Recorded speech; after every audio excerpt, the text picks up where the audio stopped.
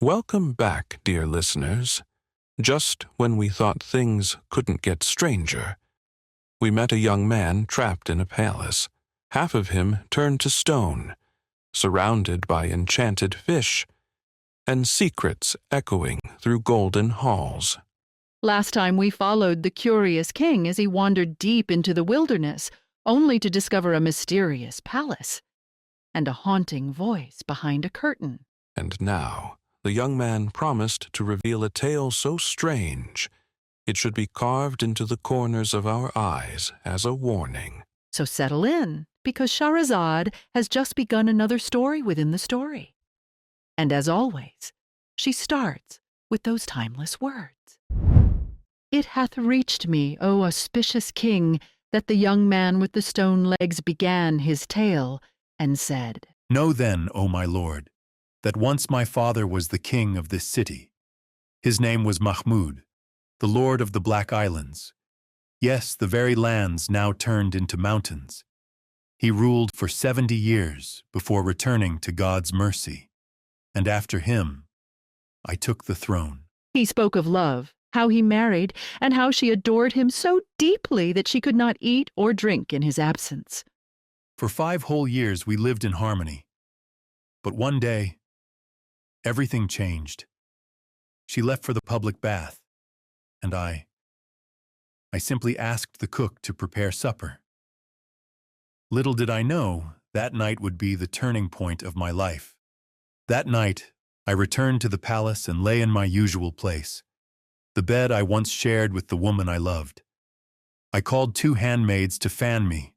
One sat at my head, the other at my feet. My body tried to rest, but my heart couldn't. Something felt off. Then came whispers, unintended for his ears. Whispers that cut deeper than any blade. Oh, look at our poor master, wasted away in his youth, betrayed by that cursed mistress of his. Indeed, may all faithless women be cursed. How could someone like him, so noble, so good, be fooled by such a wretched harlot? And just when you think it couldn't grow darker, the truth burns brighter. Why doesn't he say anything? Can't he see? Is he blind to her deceit? He's not to blame. Every night she drugs his wine, he sleeps like the dead. Then she dresses in her finest, perfumes herself, and disappears until dawn. Before he wakes, she returns and burns incense beneath his nose. He thinks he slept deeply, but really he's been lied to night after night. A truth discovered not by confrontation, but by accident, and in that moment, the young sultan's heart cracked wide open. When I heard the handmaiden speak the truth, my world flipped upside down. It felt like the light had turned to darkness. I couldn't wait for night to fall. And when it did, she came, his wife, his once beloved, gliding back from the baths, smiling as if nothing was amiss. We sat, we ate, we drank like we always did. Then came that cup, the one she thought would lull me into sleep. But this time I didn't drink it. I let the wine soak into my clothes, closed my eyes, and pretended to fall into her trap. And with chilling words, her true face was revealed. Sleep and never wake again. I loathe you, your face, your body, your very soul. I pray for the day God takes your life. Then she dressed herself in finery, took the king's own sword, and left the palace, unaware she was being followed. I shadowed her through the dark streets, past the gates that opened at her command, until we reached a small, crude hut on the edge of the city. I climbed to the rooftop and looked in. And what did I see? The daughter of kings, my wife, standing before a monstrous black slave, his lips so thick they could sweep sand off the floor. And there she was, the woman I once cherished, bowing before a leper, a paralytic, a man wrapped in filth and rags, kissing the earth beneath him, while I watched from the roof, breathless with rage and disbelief. She called him my lord, my heart's love, the coolness of my eyes, and he berated her, cursed her, mocked her. "You lie," he spat. "Stay away again, and I won't even touch you again. You're just a cracked pot used to slake your own filthy desires." And I, watching this, felt the sky fall. My world turned upside down. My honor, my love, my marriage, all shattered under the weight of betrayal and filth. He was a leper, a paralytic, sprawled over a mat of sugarcane husk, wrapped in filthy rags. And yet, she knelt before him. "Where have you been? Do you know how many of my brothers came by? They brought their wine, their women laughing, drinking, and I couldn't even touch my cup, missing you." Oh, my lord, my soul, my joy. You know I'm bound to that pitiful husband of mine. I loathe him. Just seeing his face makes my skin crawl. If not for fear that something might happen to you, I would have reduced his city to ashes by now, turned it into a graveyard for wolves and crows. "Lies. You snake-tongued witch, by the pride of black men. Don't mistake us for the weak hands of pale ones. If you pull this again, if you show up late one more time, we're done. I won't touch you. I won't even look at you. You think we're here to please your filthy cravings. You cracked pot of a woman, stinking, lying fool, the lowest of your kind." I stood there, frozen. The world collapsed around me. My heart drowned in rage and grief. My mind refused to believe it, but my eyes, my ears, they betrayed me with the truth. But then, my wife, yes, my wife, started crying in front of that filthy slave, begging him, flattering him. Oh, my love, my heart, my only joy. There's no one else who makes me smile but you. If you leave me, who else would take me in? Please, my love, my light. And she didn't stop. She cried, pleaded, even bowed to him until finally he gave in, he forgave her. And she lit up with joy. She stripped down right there, left only in her undergarments, and asked, "Master, is there anything for your servant to eat?" And what did he say? "Check under that basin. You'll find the bones of some rats we ate earlier. Pick at those. And if you're thirsty, the piss bucket's over there. There's some old beer left in it." And she did.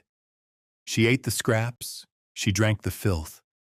Then she washed her hands, climbed onto the sugarcane trash he called a bed, and, naked, crawled under the same disgusting covers with him. When I saw my wife doing this, I completely lost it. I couldn't believe my eyes. So I climbed down from the roof, crept inside, grabbed her sword, and pulled it from the sheath. I was ready to strike. I was ready to kill them both. I raised the blade, aimed at his neck, and thought, "This is it. He dies now." And just as we were about to find out what happened next, the sun came up. And Shahrazad stopped her story for the night. And with that, Shahrazad once again saved her life. The king, drawn deeper into her tales, could not bring himself to stop her, not yet. And so, another day passed. When night returned, and the moon lit the palace halls, Shahrazad began again. When I struck the slave, I truly thought I'd killed him. He let out this loud, wheezing groan, but I had only sliced through the skin and arteries of his neck. It wasn't deep enough. That sound woke up my wife and I panicked. I pulled the sword back and ran. I fled the hut, made my way back to the palace, and threw myself on my bed like nothing happened. By morning, she came to wake me up, and I saw her. She had cut off all her hair. She was dressed head to toe in black. She said to me, "Don't question my mourning. Word just reached me. My mother has passed. My father died a martyr in battle. One of my brothers was killed by a snake, and the other fell off a cliff. There's nothing left for me but grief and sorrow." And hearing this, I said nothing. I let her be. I said, "Do what you must. I won't stand in your way." And so she wept and mourned every single day. A whole year passed, one full circle of the sun. Then, at the end of that year, she came to me again and said, I want to build a tomb for him, right here in the palace, a place where I can mourn in peace. I'll call it the House of Lamentations. And I told her, "Do as you wish." She built a shrine, a dome with a tomb underneath, like the grave of a holy man. She carried the slave there herself, placed him inside and stayed by his side. He was still alive. Barely. So weak from his wound, he couldn't speak, couldn't even move. All he could do was drink the wine she fed him and swallow the broth she spooned into his mouth. And like that, he lingered. Every morning and every night she went to him, cried for him, sat beside him, held his hand. For another whole year she mourned him as if he were her husband, not me. And I said nothing. I watched in silence. I kept my pain buried deep, but then, one day I walked in unexpectedly. She didn't see me. She was wailing beside him again, sobbing. Why have you gone so quiet, my love? Why won't you speak to me, my heart's delight? Come back to me. Please speak, even just a word. Danat. For your love, my patience is gone. Even if you forget, I never will. No one else can take your place in my heart. Wherever you go, take my soul with you. Bury me where you camp at night. And if you call my name above my grave, you'll hear my bones whisper back your name. The day you come close is the day I breathe again. But when you turn away, I feel nothing but fear, like death is standing in the room. Even if I woke to happiness, even if I ruled the world like a mighty queen, none of it would matter. Not if I couldn't see your face. It had been 3 full years. Every single day she cried, mourned, and talked to that wounded slave as if he was the only thing that mattered. I let her be. I let her grieve. But one day, I was already in a bad mood. Something had upset me earlier. And without thinking, I walked into the tomb. And that's when I heard her. My love, I haven't heard you say a single word to me in so long. Why are you so silent? Don't you miss me at all? I froze. She was still talking to him, still acting like he might respond. 3 years had passed, and he hadn't said one word. Yet here she was, pouring her heart out to a man who couldn't even move. Oh, grave. Oh, you cold, silent grave. Have you hidden away his beautiful face? How could you trap my sun and moon in your darkness? When I heard her say those words, something inside me snapped. I couldn't hold it in any longer. Enough! How long will this mourning go on? How much longer are you going to lose yourself over him? When she heard what I said, she jumped up in a rage and shouted, Shame on you, you coward. This is all your fault. You're the one who wounded the man I loved most in this world. You're the reason he's been half dead for 3 years. In my anger, I snapped, You filthy traitor. You who threw yourself at a leprous slave. How dare you? Yes, I did it. I struck him down, and I'd do it again. I grabbed my sword, ready to end it. But instead of fear, she laughed. Ha! You dog. Do you think it matters now? What's done is done. The pain you gave me still burns like fire. And now, thanks to fate, I finally have you in my hands. Then she whispered strange words I couldn't understand, and suddenly my body froze. By the magic I command, I curse you, half man, half stone. And just like that, I became what you now see, trapped between life and death, unable to move, unable to live. But that wasn't the end of it. She used her sorcery to curse the entire city, the streets, the gardens, gone. She turned the 4 surrounding islands into 4 towering mountains, and the people, she transformed them into fish. The white ones were Muslims, the red were Magians, the blue were Christians, and the yellow Jews. And as if that wasn't enough, every single day she comes here. She whips me 100 times until my skin bleeds, then throws a rough cloth over my wounds, covers me in these robes, and leaves. The young man paused for a moment, then tears welled up in his eyes once more. I'm trying, with all that's left in me, to be patient, to hold on to faith and accept my fate, however cruel it may be. They hurt me. They torture me. They've turned my life into a nightmare. But maybe, just maybe, heaven will open a door for me in the end. My world has grown tight, crushed by the weight of betrayal and pain. But I still hope. I still hold on to the belief that the mercy of God will find me. After hearing the young prince's heartbreaking story, the king turned to him with sorrow in his eyes. You've taken away one pain, only to reveal a deeper one. But tell me, where is she now? And where is the tomb, where the wounded slave still lies? He's in the dome over there, and she sits just behind that door. Every single morning at sunrise, she comes out. First, she strips me down and whips me 100 lashes. I scream and cry, but my body, it won't move. And when she's done tormenting me, she goes to him, bringing wine and hot food.